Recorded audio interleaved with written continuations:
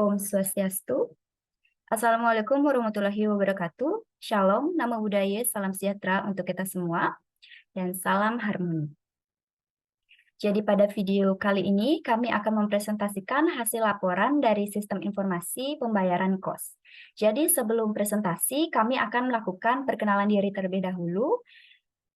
Jadi perkenalkan, nama saya Ayu Agustina Dewi dengan NIM 221505108, dilanjutkan oleh rekan saya. Perkenalkan, nama saya Komang Yatian Puspasandebi dengan NIM 2215051091.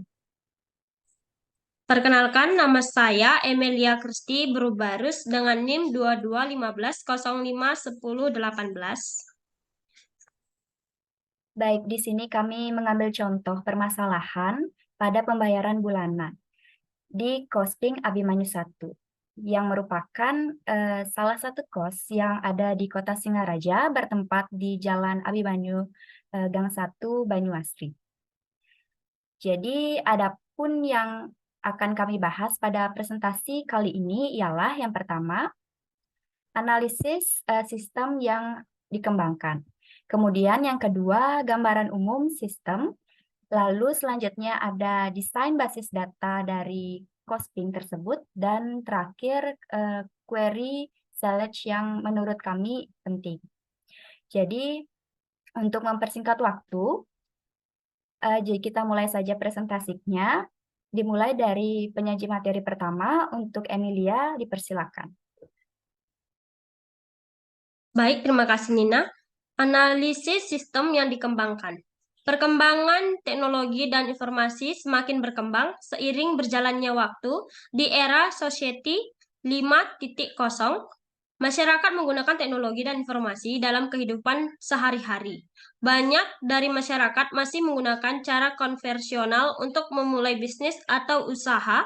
Salah satu contoh yang kelompok kami temukan ialah bisnis kos-kosan yang umumnya dalam sistem pembayaran sewa bulanannya masih melakukan secara manual atau tatap muka. Mengingat permasalahan yang dihadapi kos tersebut, maka diperlukan suatu sistem informasi berbasis website.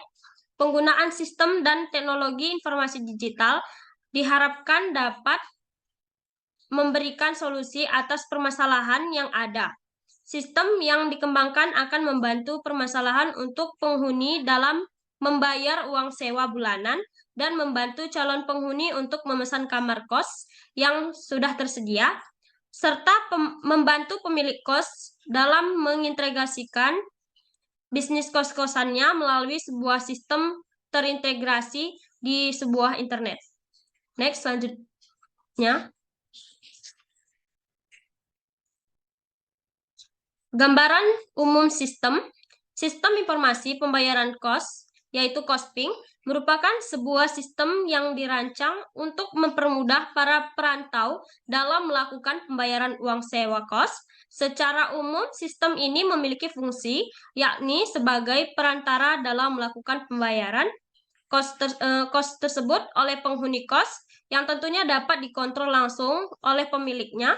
Dengan adanya sistem informasi pembayaran Kosping ini, maka kendala yang dihadapi oleh pembayaran Kosping yaitu keakuratan dan ketepatan waktu secara otomatis dapat terselesaikan secara singkat, sehingga pemilik tidak lagi mengalami kesulitan dalam memperoleh laporan.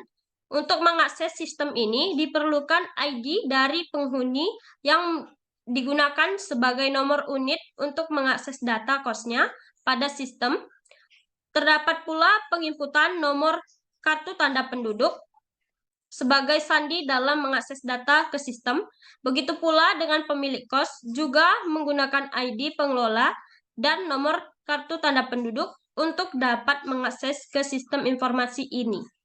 Next, saya kembalikan ke moderator. Baik, materi selanjutnya akan dijelaskan oleh Ervian. Untuk waktu, dipersilakan. Baik, terima kasih atas waktu yang diberikan kepada saya. Di sini saya akan melanjutkan pada desain ERD Kosping. Entitas pemilik memiliki atribut ID pemilik, nama pemilik, nomor telepon, dan email. Pemilik memiliki banyak kamar kos dengan atribut ID kos, ID penghuni, lokasi kos, dan harga kos. Banyak penghuni dapat menempati satu kamar kos. Entitas penghuni memiliki atribut ID penghuni, nama penghuni, nomor KTP, pekerjaan, alamat asal, nomor telepon, dan email. Kemudian, banyak penghuni hanya melakukan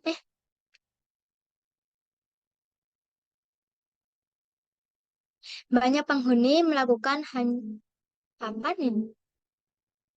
Banyak penghuni melakukan hanya satu transaksi dengan atribut ID pemilik, ID penghuni, ID transaksi, tanggal transaksi, dan jumlah transaksi. Kemudian, banyak masuk dari tiap-tiap penghuni memiliki satu detail transaksi dengan atribut ID detail transaksi, ID cost, jumlah transaksi, dan harga. Materi selanjutnya akan dibawakan oleh teman saya.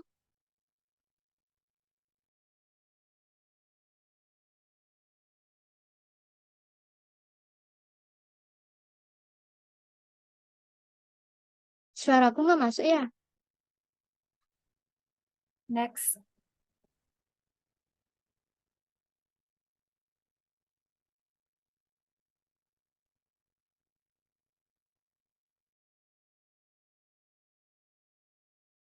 Baik, selanjutnya saya akan mempresentasikan hasil implementasi database yang merupakan relasi antar tabel.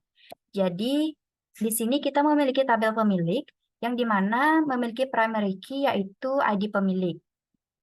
ID pemilik ini berelasi dengan transaksi yang dimana transaksi ini memiliki primary key ID transaksi dan memiliki foreign key ID pemilik, yang dimana foreign key dari transaksi ini merupakan primary key dari pemilik. Jadi pemilik memiliki relasi dengan transaksi. Kemudian selanjutnya kita mempunyai tabel penghuni, yang dimana memiliki primary key yaitu ID penghuni dan pada primary key ID penghuni ini memiliki relasi yang sama dengan tabel transaksi, yang dimana di tabel transaksi ini foreign key-nya juga termasuk di ID penghuni. Jadi penghuni memiliki relasi dengan transaksi. Kemudian selanjutnya kita memiliki ID penghuni di kamar kos. Kita memiliki tabel kamar kos, di mana primary key dari tabel kamar kos ini merupakan ID kos dan foreign key dari kamar kos ini adalah ID penghuni yang dimana merupakan primary key dari penghuni. Jadi penghuni memiliki relasi juga ke kamar kos. Kemudian kita memiliki tabel kamar kos yang dimana primary key-nya itu kan ID cost. Kemudian ID cost ini memiliki relasi ke detail transaksi. Yang dimana di sini ID cost itu merupakan foreign key dari detail transaksi. Kemudian jadi kamar kos ini memiliki relasi dengan detail transaksi. Kemudian di tabel transaksi kita memiliki primary key ID transaksi. Nah, ID transaksi ini merupakan foreign key dari detail transaksi. Jadi bisa kita simpulkan tabel transaksi ini memiliki relasi dengan detail transaksi. Baik, next slide.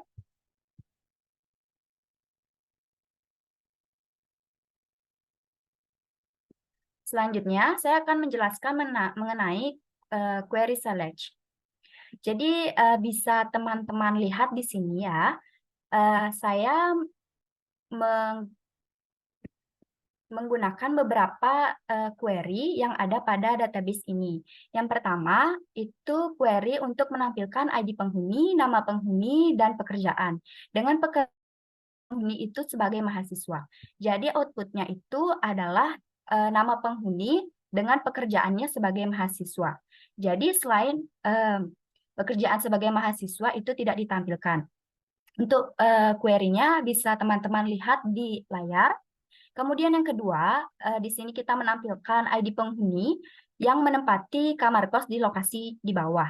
Jadi di sini terdapat ID penghuni yang hanya menempati lokasi kos yang ada di bawah. Jadi di atas itu tidak ditampilkan.